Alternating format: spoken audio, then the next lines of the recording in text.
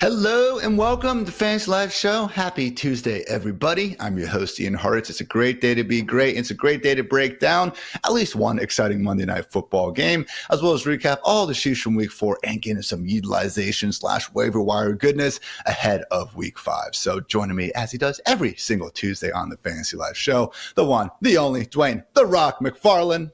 Dwain, happy Week 5. Happy Week 5. I have to say, Ian, I am a big fan of the doubleheader on Monday Night Football. 2 weeks in a row, like it has saved us from just having to watch a game that, like you'd like to say, it's better than watching anything else. We'll still take it. It's football. But I like having the choice of, okay, I could flip over to this game that's an absolute barn burner, or I could watch these backup quarterbacks, struggle around. So, yeah, hat tip to the NFL. Let's get more doubleheaders on Monday Night Football. Could not agree more, my friend. And speaking of backup quarterbacks struggling to move the football, that's exactly what we got between the Titans and Dolphins. So kudos to Tennessee, got the 31-12 victory. Dwain, the first time the Titans scored 30-plus points in a football game since January 2nd, 2022, snapped their 39-game streak. Now we're all looking at you, New England, with a 32-game streak. So no individual threw for over 100 yards in this one. Tony Pollard, shout out, did have over 100 total yards and scored a touchdown. But yeah, was not looking good on either side of the football. Will Levis did injure his shoulder. However, we did hear that he's probably going to be okay. And Brian Callahan asserted after the game that he remains 100% the Titans starter. So pretty much business as usual in terms of the utilization was concerned. However, Dwain, man, when we talk about downgrading this Dolphins offense, I'm not so sure that we were, again, maybe assertive enough, because that was a disaster out there on Monday night. Yeah, it was an absolute disaster. We talked about this team last week and how it was time to go ahead and move on if you could. Just looking right now this morning, Ian, in trades that have happened in the last 24 hours for Tyreek Hill, for A.J. Brown, I'm taking that in a heartbeat. I get it, A.J. Brown's hurt, but we're getting the bye week this week. You're probably getting him back. He's going to be playing with Jalen Hurts. I'm taking that trade in a heartbeat. For Drake London, I would take that deal straight up right now for Tyreek Hill. The challenge we have is we don't know if Tua's coming back. Right? He could come back in a few weeks. And if that's the case, you could end up losing some of these trades. What if his timeline's another 4 weeks, Ian? What if it's another 5 weeks and the Dolphins don't win a game between now and then?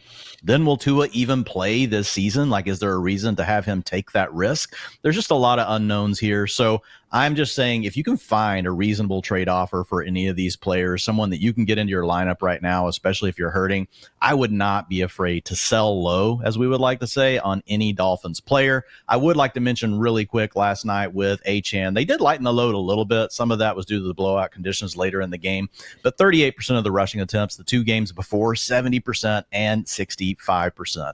I don't think these players are suddenly not talented.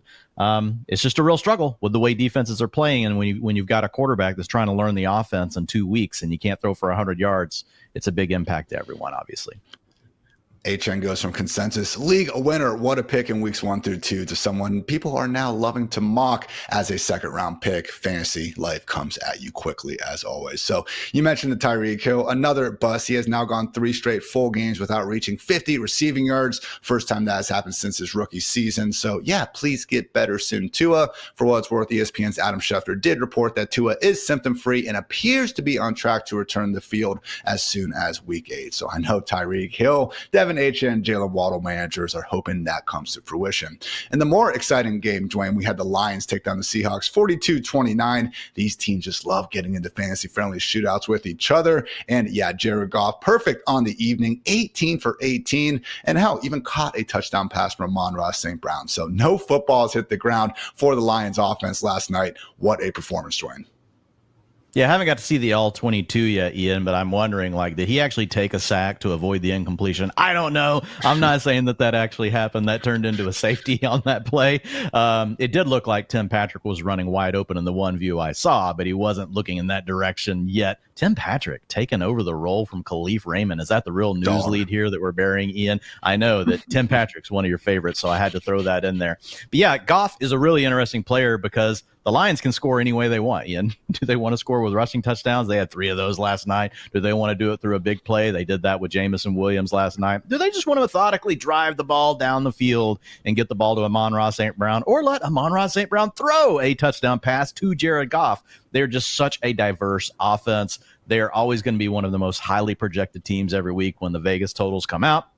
that always gives Jared Goff an opportunity to have one of these really big games, right? We don't know for sure how the touchdowns are going to happen. In the first few games, most of them went through the ground, and he just had these kind of efficient performances, but wasn't having to throw the ball for 300 yards. And how about that Seahawks defense that everybody thought was so good after they played the Miami Dolphins, the New England Patriots, and who was week one? I can't even remember. Another team that didn't have a quarterback. So Broncos, oh my God. So they definitely got exposed. That secondary is not a very good secondary, but the offense for the Seattle Seahawks, Hartitz, looks really good. A lot of weapons I think we can like over there. 395 yards through the air by Geno Smith. Dwain, the Seahawks picked up 38 first downs last night. That was the most in NFL history in a game that, again, featured them lose. But the real star was none other than Kenneth Walker III. And does that third stand for the amount of touchdowns he had? Because it at least applied last night. So incredible performance, literally somersaulted over a defender at one point. I have never seen that in all my years of watching football, Dwain. Sure, it looks like a locked and loaded RB1 in Fantasyland for the foreseeable future. Yeah, I mean, Kenneth Walker, one, is just a very fun player to watch. I mean, you guys all saw the play where he lands on the guy, stays up, and then actually does the flip over him to get on his feet again. Like, so basically he stayed off the ground twice in one play and still keeps on going.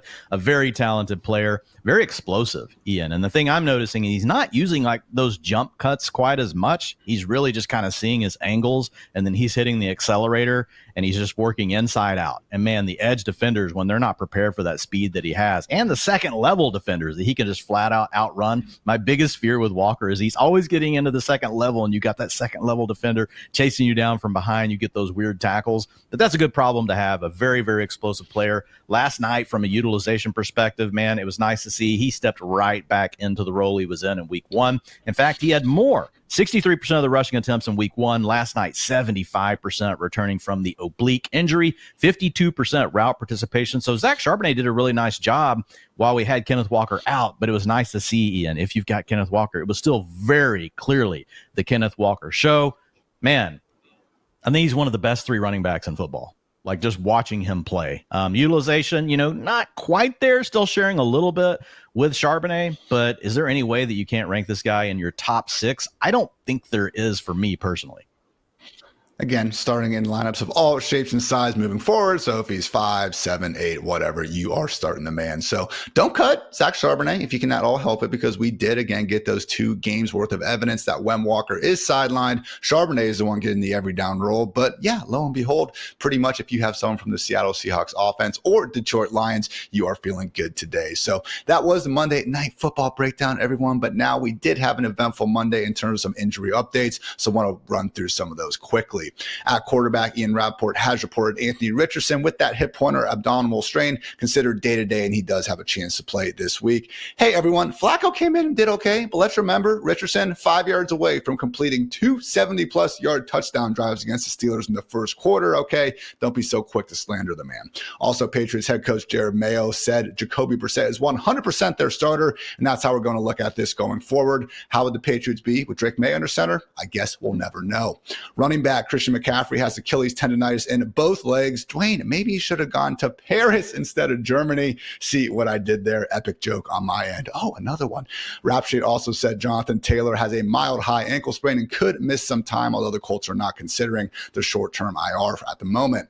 Head coach Antonio Pierce for the Raiders said Alexander Mattison has earned more reps than he's going to get them. Makes sense considering how much better he has been than Zamir White this year. Browns head coach Kevin Stefanski confirmed Nick Chubb is expected to practice Wednesday. Good to see one of the league's best running backs returning from injury, apparently pretty freaking soon. Also note that Dave Canales said the Panthers will not open the practice window for Jonathan Brooks this week. At least one more game of the Chuba Hubbard workhorse RB1 experience. At wide receiver, Adam Schefter said there remains uncertainty over the extent of Rashee Rice's injury, but that said, he is still considered out indefinitely. Cooper Kupp's already ruled out. Christian Watson is going to miss at least a week or so with that high ankle sprain. We did get a report that Tank Dell is expecting to play Sunday versus the Bills, barring a setback, so that's good. Interesting note on the trade streets, Adam Schefter on the Pat McAfee show noted that Deontay Johnson is going to be leaving Carolina after this year, and then also highlighted Amari Cooper as a potential trade target for the Chiefs. So yeah, that was the news, everybody. And now a quick word from our friends over at Experian. Experian is to your finances what FantasyLife is to your fantasy league. It is a tool and resource designed to make your life easier. And accordingly, guys, the Experian app is free to download and serves as a one-stop shop for managing your financial health, because with so many spending and subscription details to track, let Experian handle it for you. They'll help you find and cancel your unwanted or forgotten subscriptions, helping you save money and focus on what really matters. That's right, winning your fantasy league. Download the Experian app today. Just note results will vary. Not all subs are eligible. Savings not guaranteed. Paid membership with connected payment account is required. And see Experian.com for details.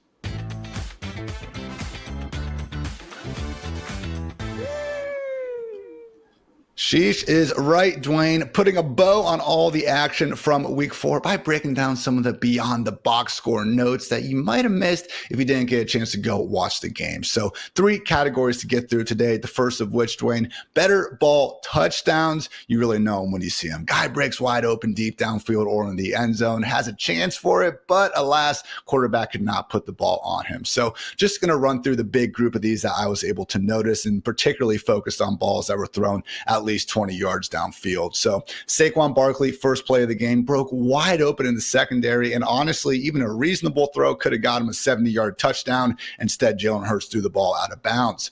Tyreek Hill last night got wide open deep for a 70-yard touchdown. Somehow Tyler Huntley overthrew him, and all we got was an incompletion. Dontayvion Wicks, some might call it a drop because he had to come back to it and it hit him in the shoulder pads, but honestly, Dwain could have had a 3rd touchdown out there, but instead Jordan Love badly underthrew it on that 4th down attempt. Amari Cooper got wide open deep for a potential 40-yarder. Wasn't on the same page as Deshaun Watson, though. He broke in the middle. Watson threw it outside, and we were left sheeshing.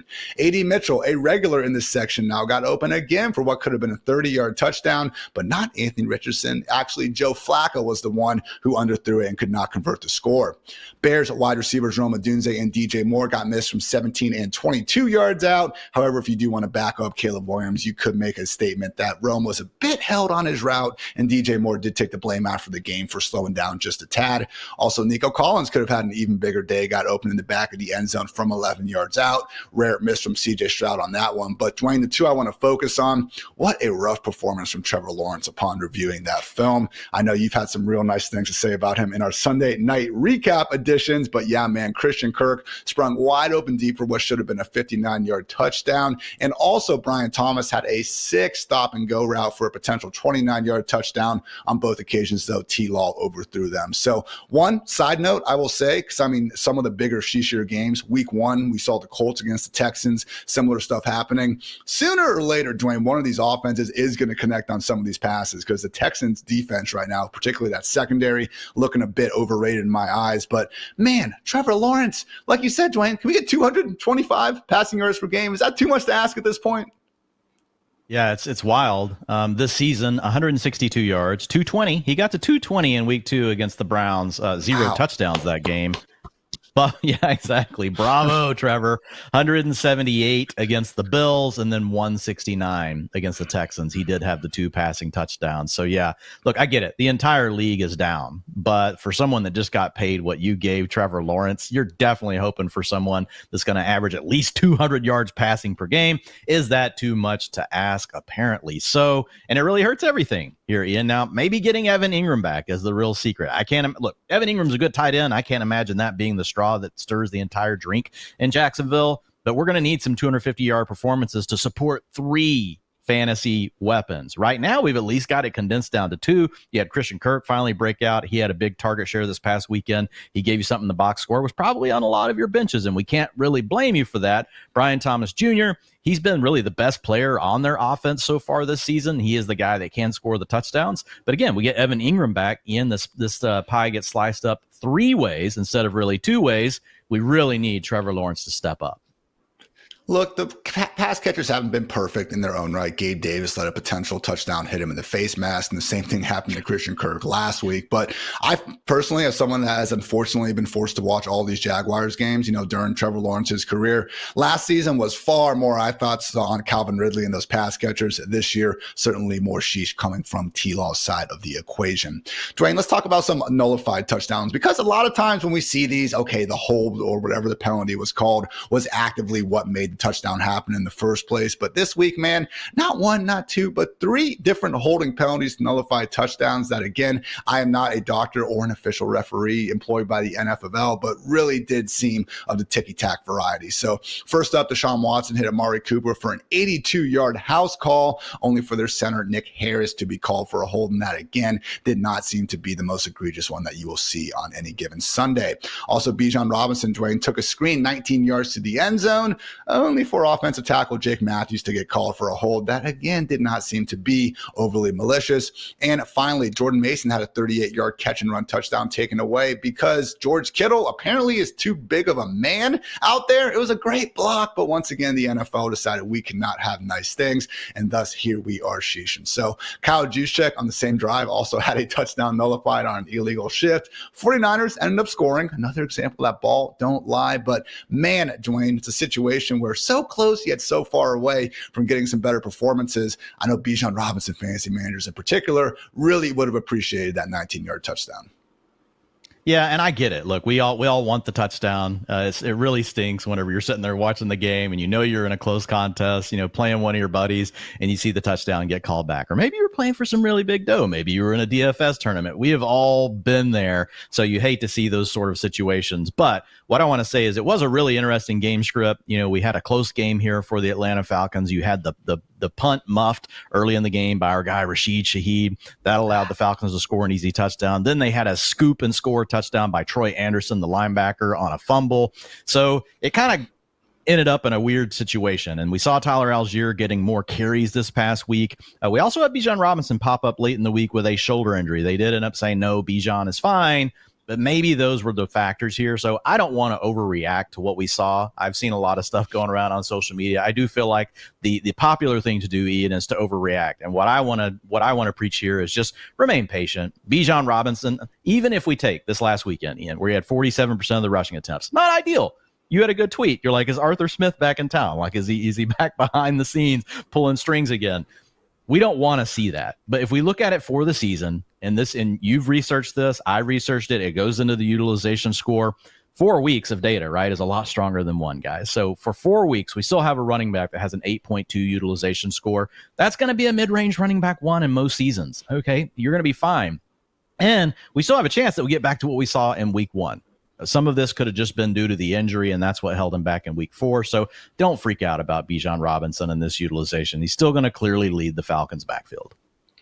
Final sheesh category to go through, guys. Players who were stopped at the 1-yard line and did not score a touchdown on the same drive. Happened to Chuba Hubbard 3 times on the same drive. Also, Saquon Barkley, Breece Hall, Derrick Henry, and Devon Achane had it happen twice on the same drive. Would also note this sheesh Quince happened to Bucky Irving, Tank Bigsby, Jerome Ford, Deontay Foreman, Jamar Chase, Chris Olave, DK Metcalf, Jake Bobo, Derek Carr, Trevor Lawrence, and CJ Stroud as well. So the one name I will point out, Dwayne, because we see a lot of running backs on this list, but Chris Olave starting to rack up these sort of sheeshes, and yes, remains someone that we will happily buy lowish on. Yeah, you want to still be buying low on this offense. We'll talk a little bit later about another wide receiver for the New Orleans Saints, but when we look at Chris Olave, the target shares are still there, Ian. When we're looking at him right now for the season, he's sitting at a 26%. That's borderline wide receiver one material. Air yard share, 32%. That's a little bit lower than what we're used to from Olave. Usually he's in that 40-45% range. I still think he's going to end up being fine in that department. And just when you watch him, you're just sitting there watching Chris Olave play football. You're watching him run his routes. You're watching him get open. He's still a very silky, smooth player, has good run after the catch ability. It's just one of these situations where it hasn't all come together. But still, Ian, you've gotten 12.8, 20.6, and 16.7 PPR points in the last 3 games from Chris Olave. So you're already feeling really good. He's the wide receiver 20 right now in fantasy football. His utilization score supports that. He should be right in that wide receiver 2 range. But I still think there's wide receiver 1 upside. The biggest thing for the Saints, man, is they are so run heavy. They want to run the ball, and then they want to run the ball some more. And in case you didn't figure it out yet, they're going to run the ball a little bit more than that.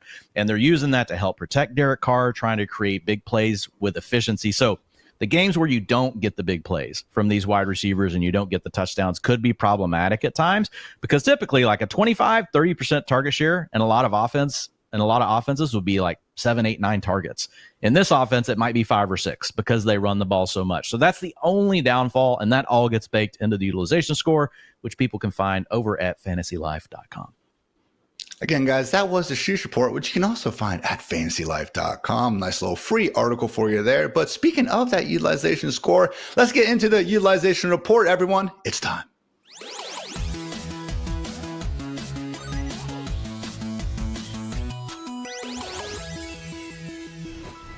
Dwayne, it's the utilization report presented by DraftKings. And first, we're going to start with some notable upgrades, guys who had the sort of usage in week 4 that has us accordingly booming them up the ranks. Perhaps no one has had a stronger last 2 weeks than a certain guy that we spent all offseason drafting. Let's talk about Panthers' clear wide receiver 1, Diontae Johnson. I just want to say thank you, Diontae Johnson, on behalf of Rashee Rice and all those shares. You know, we hope Rashee Rice ends up being fine. It's just the weirdest situation I've ever heard of with this whole knee thing, and they're not sure. Now we're not going to know till next week, but we do have Diontae Johnson. So we want to thank you for your 23.8 fantasy points per game in your 2 starts with Mr. Andy Dalton. Who knew all you needed was Andy Dalton to unlock all this upside that we have known all along that is there? Ian, over this span, a 36% target share and a 61% air yard share. So I don't really need to belabor it anymore. Those are elite numbers. Do we think he's going to stay on that pace? No, but he upgrades to wide receiver 2 territory. Just last week, we moved him to wide receiver 3, and we're like, are we sure we could really move him any further? So he does enter that wide receiver 2 conversation.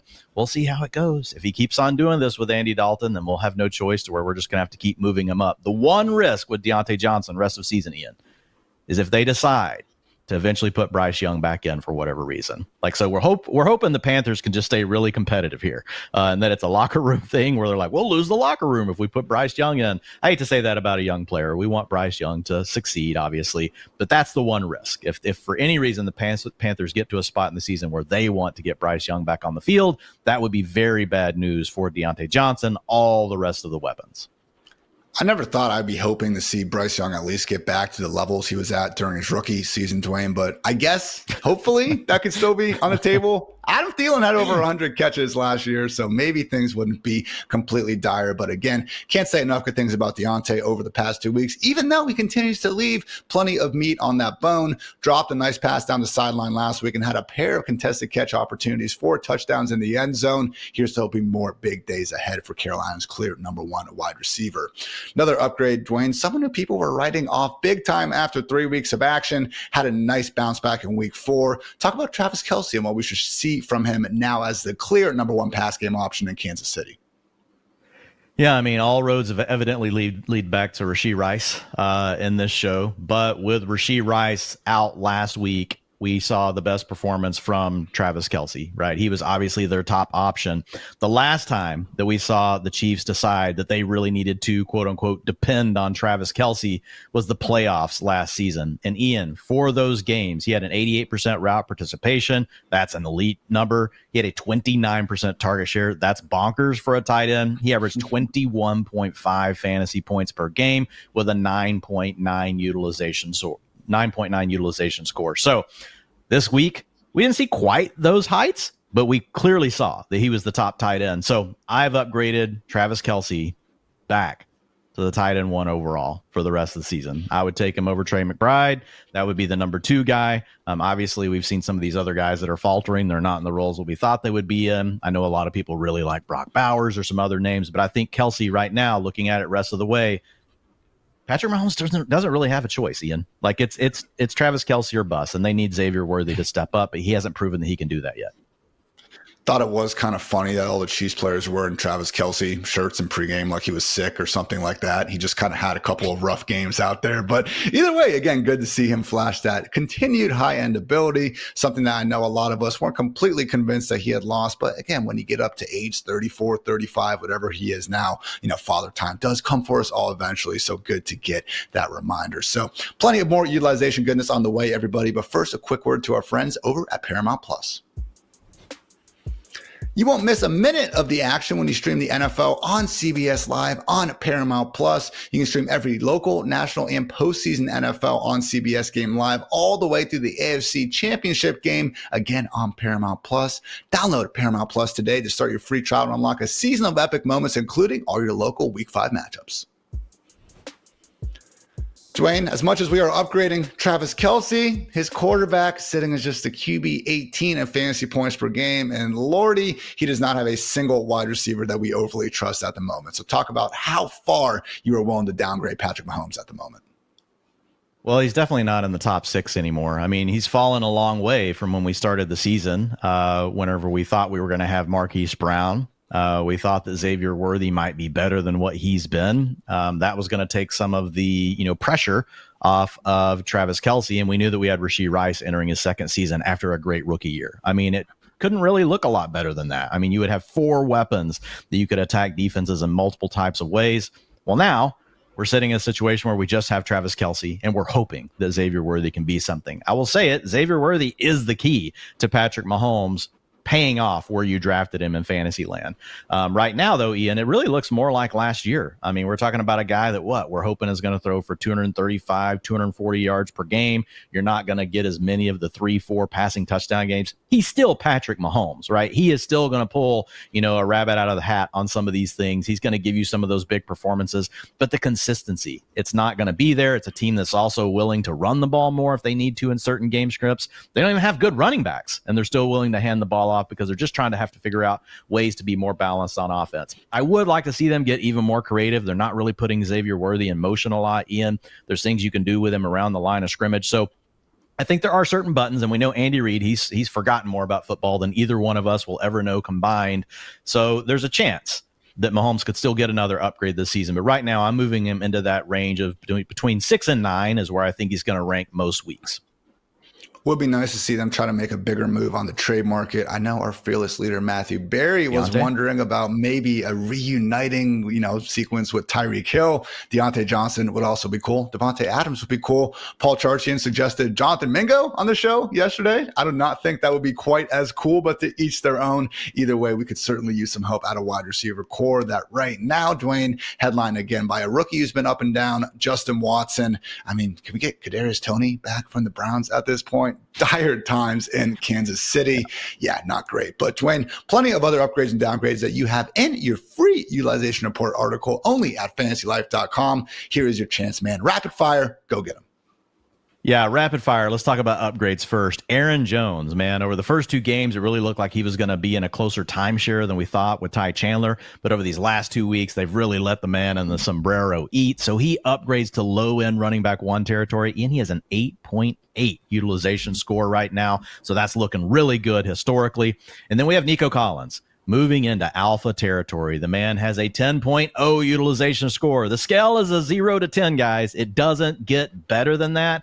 Nico's gobbling up the targets. He's gobbling up the air yards. He's gobbling up the fantasy points. He moves into top 3 wide receiver status. This man is an absolute freaking beast. So good luck. I mean, not good luck. Good luck to your competition if you've got him on your team, but good for you if you've got him. And then the last name will go back to the Saints on the upgrade side, and that is Rashid Shaheed. Ian, don't look now. This man has a 27% target share and a 51% air yard share. Now, his utilization score is sitting at a 7 because the team doesn't throw the ball all the time. The utilization score takes a lot of different things and combines them to give you something that helps predict future fantasy performance. Well, we look at raw targets too. We look at catchable targets. There's a lot of factors there, but it's the volume of the offense. Drop back rate over expectation, -8%. Another cool thing you can find in the utilization report over at FantasyLife.com. But let's jump over to the downgrade. Sorry, low-end wide receiver 2. I missed the punchline there for Mr. Shaheed. He upgrades to low-end wide receiver 2. More opportunity if they throw the ball more. Now we've got downgrades. Josh Jacobs. He's kind of the opposite of Aaron Jones. Looked like he was going to be a guy that might finally break that mold for Matt LaFleur, who's never given his lead back for the Packers over 61% of the rushing attempts. First 2 games looked like that might happen, but now the emergence of Emmanuel Wilson has really kind of doused the flames on that. Over the last 2 games, only a 46% rush share for Josh Jacobs. Not going to move the guy way down. These things can ebb and flow, guys. But we have the coaching history here with LaFleur. So that's a downgrade to high-end running back 2 status. He was in the running back 1 conversation. Zach Moss. I hate to say this one, Ian. Zach Moss is the guy that's really dominated for the Bengals for the first 3 weeks, but we've got another guy we're going to talk about later in Chase Brown, and he is slowly trending upward. Last week, actually had more rushing attempts than Mr. Zach Moss. Moss still getting the passing down work, still getting out there in some critical situations. Don't know that he's going to completely disappear, but we can't think of him as a mid-range to high-end running back 2 anymore, more of a borderline running back 2, so that's a downgrade. And then the final one, Ian. Mark Andrews. If we could cue some sad music or something, funeral music, I don't know, something along those lines. The last 2 games, man, route participation, 35% and 45%. Now, these have been leading game scripts, right, against the Cowboys and then against the Bills, so maybe that has something to do with it. Here's the problem, Ian. In the games where they were losing, when they went 0-2, he was around a 70% route participation. Normally a guy we would think would be around 85%, and he wasn't earning any targets. So, will Mark Andrews eventually be a tight end 1 again this season? I think there's still a really good chance of that. Maybe it has something to do with the tightrope surgery. We don't really know. But right now, he can't be anywhere near your fantasy lineups. And if you had to drop him in a smaller league, I do not blame you. When I say smaller league, guys, you're playing in an 8-teamer. You guys are rostering 14 players. You might have 1 IR spot. There's no need to keep Mark Andrews in that format. Playing a 12-teamer, carry 16, 17 players. You're just trying to figure out, how long can you, maybe you can get, hopefully you can get through the buys without having to cut the guys, what you're hoping. Tightrope surgeon, and also had that car crash that, again, we were told time and time again wasn't going to be an issue. Yeah. And we did see a heightened route rate in week 1, Dwayne. It's not like this has been a whole thing, from start to finish this year, but just, again, back-to-back games without a single catch. I know he dropped his only target last week, but just in a complete downfall, Dwayne. Like, I think you tweeted this yesterday. I have not remembered any sort of situation like this at tight end. Yeah, I really can't recall one. I mean, he's still in his prime. He's getting a little bit older, but he's still a guy that technically is in his prime when we look at tight end production and where the fall offs come. So it is a real surprise. And even if you have a player like this, Ian, that they do start an early decline, when you look back at the tight ends, it hasn't typically just been a cliff. But that's what we're facing right now with Mark Andrews, is a potential cliff. As Harbaugh noted, the fact the Ravens are doing as well as they are offensively without Andrews, contributing all that much, certainly, a scary proposition for what they could be when everything is firing on all cylinders. But yes, for the time being, need to really free fall Andrews down those fantasy ranks. So guys, we're going to go into some waiver wire specific goodness here in just a minute. But first, a quick word to our friends over at DraftKings.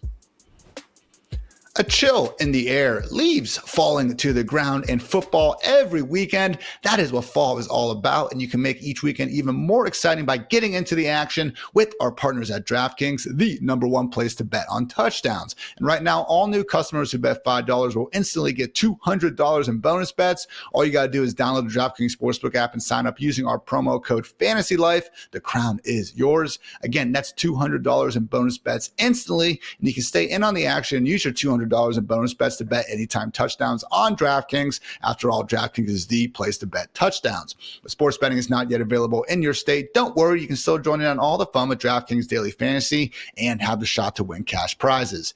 Download the DraftKings Sportsbook app now. New customers use our promo code FANTASYLIFE and bet just $5 on any wager to get $200 in bonus bets instantly. That's promo code FANTASYLIFE only at DraftKings Sportsbook. All right, Dwayne, leading off the waiver wire discussion, you're going to see him on the covers of all these articles throughout the industry. Packers wide receiver 1, 2, 3, Dontayvion Wicks. Dwayne, how are we feeling about him with Christian Watson expected to miss at least week 5 as he recovers from that high ankle sprain? Well, look, Dontayvion Wicks, if he lands in a full-time role for the rest of the season, which we don't know because there's unknowns here with Christian Watson. We've heard, he's just going to miss a week well, he could land on the IR. Like, the injury could be that bad. So the way I look at Christian Watson right now, he's week to week. What does that mean? We never know. We really never know what the hell week to week means. When we hear these coaches say it, we've seen it mean 1 week. We've seen it mean 4, and they still didn't put a player on IR. So seeing the injury that Christian Watson suffered, like, my guess it's going to be more than a week, but I am not a doctor, so you guys can go check out all the great doctors on Twitter for more information. But the big thing here is anytime we get an opportunity, Ian, to get a player like Dontayvion Wicks onto our roster and a small door has been open for him to just take over the starting role, I'm telling you right now, if Christian Watson misses 2 games, I think there's a really good chance we never see Christian Watson back on. Not that he won't be back on the field but he's not going to get the starting role back. And Dontayvion Wicks had already started to eat into Christian Watson's playing time over the last 2 games. That's the other part of the story we're missing here. This was already getting tighter, and now this opens the door for Wicks to get on the field more. And so, Ian, listen to these performances by Dontayvion Wicks. It's a small sample, guys, I'm going to say, but in 3 games where he's got to play at least 70% of the pass plays, he scored 15.7, 24.1, and 23.8 fantasy points. Oh, that's too small of a sample. Let's widen it out. Let's just look at the routes when this man was on the field.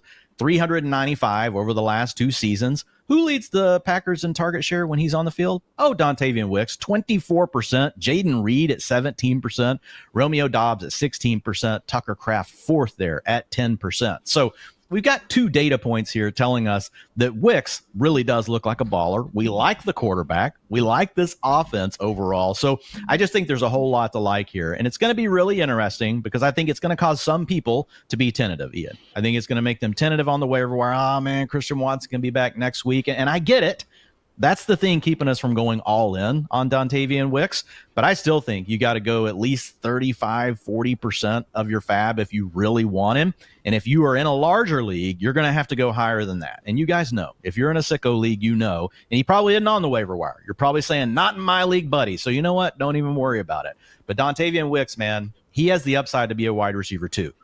And you don't get chances very often in your fantasy season to add a player with his talent suddenly stepping into this kind of role in an offense that we like. It's a perfect equation. Again, it could go wrong. Christian Watson could come back in 2 or 3 weeks and everybody's going to go, I told you so. You wasted your money on Wicks. Here's the thing. No, you didn't. This is the type of bet that you want to make, even when it misses. This is when you're going to scream, the process was right. As your family, as your wife, your kids walk out the door forever, you can cling on to the fact that it was still the right move, Ian. And hey, Dwayne, they get the Los Angeles Rams this week. So even if we are right for only a week or 2, man, I have a feeling it's going to be a pretty freaking sweet, 60 minutes or so. Cardinals the week after that. Jaguars the week after that. That's Houston, then the Jaguars. So if it is a 4-game stretch, man, he gets 3 of the most juicy matchups we could ever ask for, which also gives him an even better chance to just cement his role because he's probably going off in at least 2 of those games. And you're just not going to be able to get him on the bench. So, yeah, it's a perfect storm. It's a perfect storm of why you want to take the risk. Wherever Dwayne ranks, Dontayvion Wicks this week, everyone rest assured I will rank him 1 spot higher just to really piss Dwayne off and see how he is to go. Dwayne, let's talk about a wide receiver who might be available on a bit more, just again, bigger league waiver wires, and that is Panthers wide receiver 2 at this point. Xavier Legette had 10 targets and a pair of rush attempts last week, and let me say, did look pretty good with the opportunities. So as we've seen with this Andy Dalton-led Panthers offense, really a group that maybe isn't going to, again, lead the league in scoring or anything, but certainly an upgrade over the Bryce Young experience. And accordingly, Dwayne, maybe we should be a bit more invested in the first-round rookie. Yeah, and it's a similar situation to what we just talked about with, Dontayvion Wicks and Christian Watson. We've got Adam Thielen headed to IR last week, so he's out for at least 4 weeks. So a little more security in how long the player's out.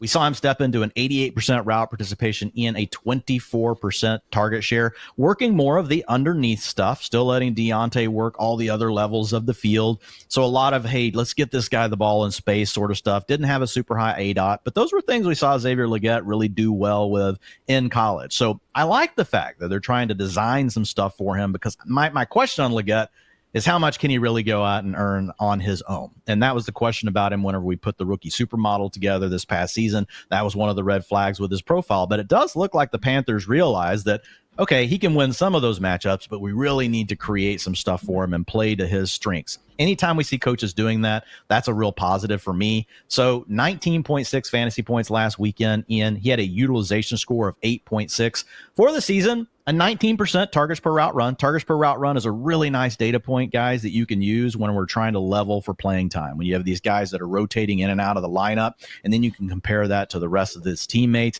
He's definitely not the leader on the team. That belongs to Deontay Johnson. 19% is more like a wide receiver 4 territory. But again, that 8.6 utilization score in week 4 kind of paints what the upside could look like if this guy happens to get on a roll. So I've upgraded him to boom bust wide receiver 4 territory, and he is a very high priority guy on the waiver wire. I'm thinking 15%, in a lot of the leagues that people are in. If you are in a sicko league, you're probably going to have to do a little bit more than that. I do think there's a chance that he takes this starting role, right? And once Adam Thielen comes back, there's a lot of reasons that they would just stick with Leggett. It could be because they're not playing well.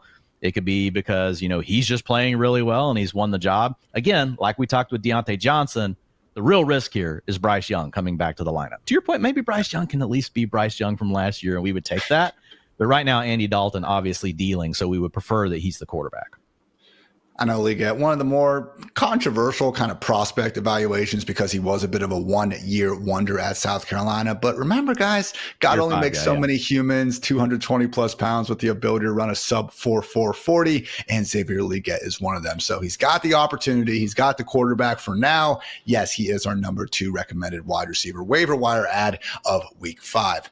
Dwayne, let's talk about a quarterback who don't want to, hurt ourselves, patting ourselves on the back, but we did mention him as a nice buy low candidate last week. Luckily, you should have one more chance to get him on the waiver wire. Justin Fields, the QB7 in fantasy points per game, just as long as he holds off a suddenly apparently healthy Russell Wilson. Yeah, and that's the thing that's going to hold his price down for you. If I didn't think people would be able to show restraint, I actually would have made this a higher bid. I recommended 15% in the waiver wire tool over at FantasyLife. You guys can check that all out for free. We've got my bid recommendations. Kindles are in there. We've also got Mr. Chris Allen. So you've got Dwayne Allen, Ian, you got Dwayne Allen giving you fab recommendations over in the tool on the site. So yeah, you guys, Dwayne Allen, we're going back to a tight end. Whenever we look at Justin Fields, look, we talked about it, like you mentioned, it's just the underlying, ability as a rusher and how involved he is. If you look at him, he ranks 4th right now in design rush attempt share, 20%, and he's 5th in scramble rate at 10%. What does that add up to? 9.3 rushing attempts per game. And it's a pretty steady number because he ranks so highly in both of those categories. Whenever we go back and we look through time, Ian, we look back to 2011, okay? All the quarterbacks that have been somewhere around 8 to 10 rushing attempts per game. And even if we say last weekend, that 300-plus yard passing performance is a complete fluke, Justin Fields, you're never doing that again, ever again, mainly just because you don't get to play the Colts again on your schedule.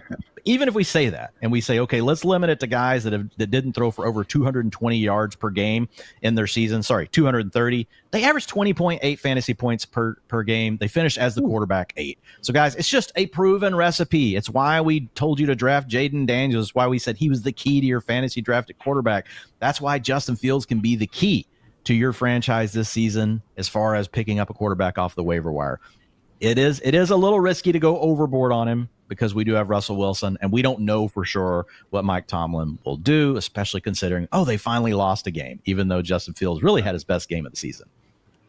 2 wide receivers, 1 quarterback. And now, Dwayne, let's break down the running back ad of the week. Jaguars, RB2, technically with the touches, but certainly looking like the RB1 out there in terms of his efficiency. Talk about Tank Bigsby, someone that, man, I know he's not going to win NFL Comeback Player of the Year or anything like that, but really has been a nice boom for the second-year talent.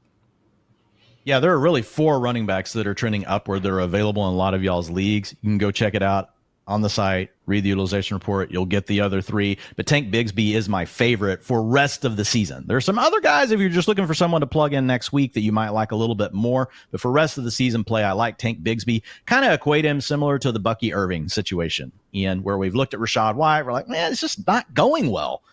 And we know that Bucky Irving does some of the things that they want. It's the same scenario that's happening right now with Travis Etienne and the coaching staff over here with the Jaguars. And might I say, Doug Peterson on the hot seat. But you mentioned it, Ian. It's not just the increase in utilization. He played 32% of the snaps and accounted for 39% of the rushing attempts in his 2 healthy games, week 1 and week 4 this season. But it's also just the way he looks. This guy's playing inside out, a little bit like what we talked about with Kenneth Walker. Not going to put him in that category, guys. You saw the draw play. That's the one everybody put all over Twitter. I mean, that was a wide open hole where he took off. The play you got to go see is where he starts off inside, gets to the edge defender, dekes to the inside, turns on another gear, and gets around the corner on this player. This is a different Tank Bigsby than what we saw last year. He's playing with high confidence. I don't doubt that he's probably going to take over a lot of the carries inside the 5-yard line. He's the bigger back. He's playing with more power. So I just think think there's an opportunity for him to continue to eat into Travis Etienne's production.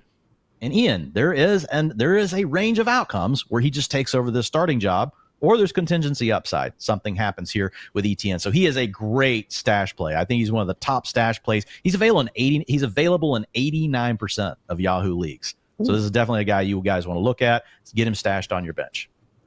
Speaking of RB2s currently outperforming their team's RB1, and I get it, they're being approached differently by defenses. I'm going to have, a big section on this in my Fantasy Manifesto questions article this week. But Chase Brown, Dwayne, as you mentioned a little bit with Zach Moss being a downgrade, big reason why is because all of a sudden the speedy second-year talent looking like the best running back in Cincinnati.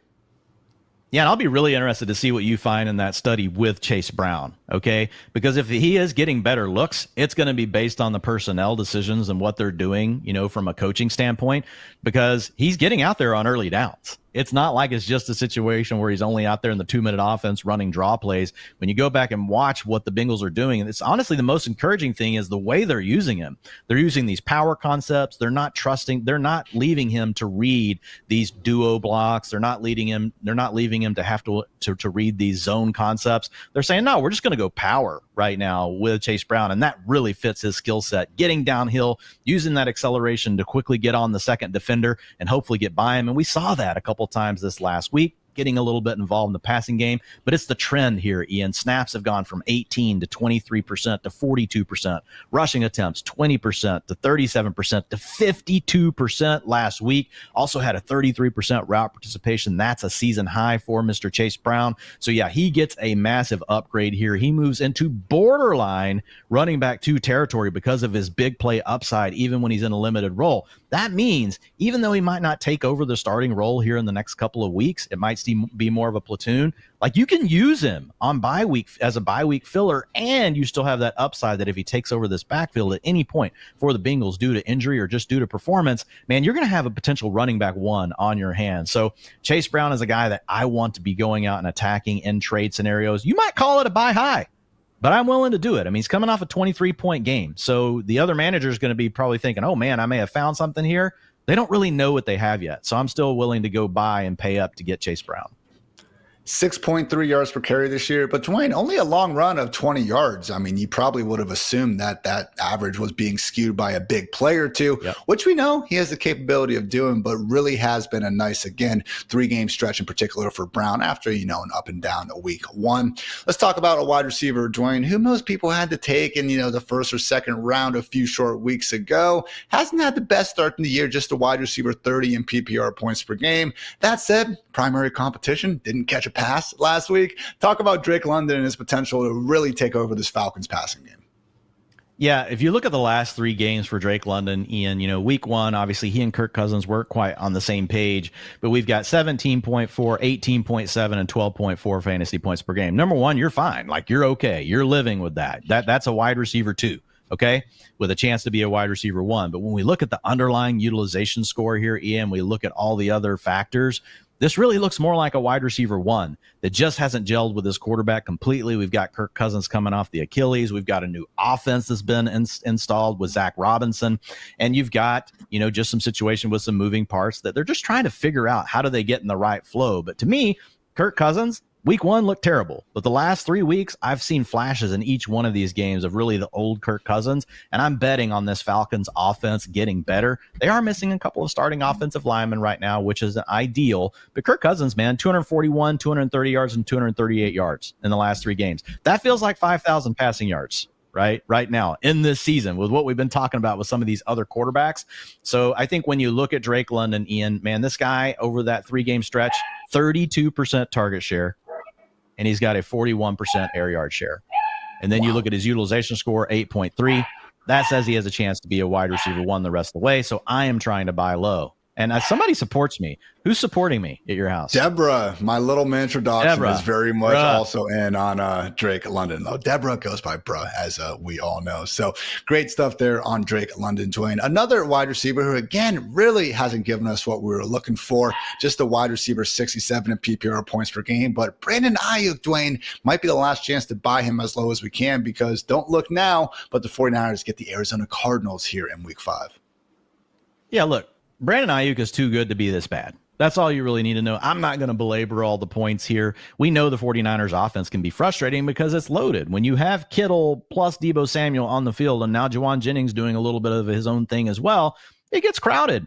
But Brock Purdy is one of the top passers in the league this year. Brandon Ayuk is going to get his. If you look at his underlying utilization, Ian, all of his numbers are in line with where he's been for the last 3 years. We just haven't had the fantasy production yet. Another one of these guys coming out of a hold-in. That's also probably a factor with conditioning and timing with the quarterback. So, yeah, you want to go buy right now on Brandon Ayuk. As of yesterday, before last night's game, he was the wide receiver 54. Here are trades that have happened in the last 24 hours that I would take straight up for Brandon Ayuk. Chuba Hubbard, Michael Pittman, and Rashad White. So, guys, I get it. Not in your league, but do me a favor. Maybe in your league. You're not going to win any of the trades that you don't propose. So go give it a shot. The worst thing they can do is say no and probably laugh at you a little bit in the group me, but maybe they do say yes, Dwayne, and all of a sudden you just landed a guy that still has that wide receiver one upside. So those are buy low-ish candidates, Dwayne, but you do have a buy high at a position that Lord knows we would like to solidify. Talk about Cowboys tight end one and I guess number 2 receiver, Jake Ferguson. Yes, I mean, look, Jake Ferguson is actually just laughing in all the fantasy analysts' face that thought that, oh, he doesn't have the upside, which was kind of a strange argument for such a young player that could still be trending upward, and we're seeing that, man. He's only played in 2 games, and in week 1, he's played in 3 games, but in week 1, he had the knee injury and left the game. So if you look at the last 2 weeks, 73% and 86% route participation in those 2 games, Ian. He's posted an 8.4 utilization score, which puts him as a tight end 4 to 6 historically using the last four years of data. But he's got a 27% targets per route run. That's absolutely elite. He's got a 22% target share. So for everyone that said, well, Jake Ferguson's just going to catch passes because he's only, there's nobody else to take the targets in Dallas. So what? Who cares how he gets them? He's also good enough that he could get more than what you thought. So right now you want to go buy on Jake Ferguson. Ian, I would take him over George Kittle. I would take him over Dalton Kincaid. I would take him over Dallas Goedert the rest of the way, Kyle Pitts, Mark Andrews, all those players. I would much rather have Jake Ferguson. And look, with as bad as the tight end position is, right, we know that the cost is just going up on these players. So I would say go get Ferguson before he pops off for even more. He's averaged 13.7 fantasy points in the last 2 games, which probably feels like 1,000 to whoever has him because of how bad tight end is. But I'm willing to pay the price to try and get him on my roster. Kelsey, McBride, maybe Bowers, the only guys we're taking ahead of him at this point. Yeah, and I think Bowers right now is a coin flip. Yeah. Well said, Mr. McFarland. Again, guys, make sure you check out Dwayne's full utilization report at FantasyLife.com to get caught up with everything you need to know ahead of week 5. So we'll be back tomorrow, myself, Dwayne, and the great Chris Allen, breaking down the biggest questions ahead of week 5. But until then, just enjoy the day, everybody. So for Dwayne, for producer Matt, for producer Kelsey, I'm Ian. Thanks again for tuning into the Fantasy Life Show. And until next time, take care, everybody.